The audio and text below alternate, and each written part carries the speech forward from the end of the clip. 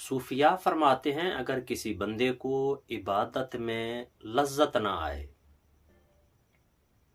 اور وہ اس پر غم زدہ ہو کہ لوگ نماز میں کتنا لطف اندوز ہوتے ہیں اور مجھ پر عبادت کے دوران کوئی اثر نہیں ہوتا، جو بھی عبادت کر لوں اس کے بیچ میں مجھے لطف نہیں آتا، مزہ نہیں آتا، تو صوفیاء کے ہاں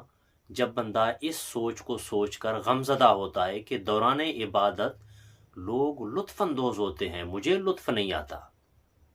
فرماتے ہیں یہ جو اس کا غم ہے، اس غم پر بھی وہ اللہ کے ہاں اجر پائے گا، ثواب پائے گا۔ اور پھر ساتھ ایک پیاری بات لکھتے ہیں، فرماتے ہیں کہ جو شخص لذت کے لیے عبادت کرے وہ تو اللہ کی عبادت کے ساتھ لذت کے لیے بھی نماز میں کھڑا ہو جاتا ہے، لیکن یہ واحد شخص ہے کہ جو لذت کے لیے عبادت میں کھڑا نہیں ہوتا، یہ خالص اللہ کی بندگی کے لیے نماز میں کھڑا ہوتا ہے۔ تو اس وجہ سے بھی اس بندے کو عبادت میں اگر لطف نہ بھی آ جائے تب بھی یہ اللہ کے ہاں اجر کا مستحق ہوتا ہے۔ تو میرے بھائیو، اگر آپ کو عبادت میں لطف نہ آئے، مزہ نہ آئے تو کوئی بات نہیں، مزے کے لیے عبادت نہیں کرتے، لائق عبادت ہے اللہ، اس لیے اس کی بندگی کرتے ہیں۔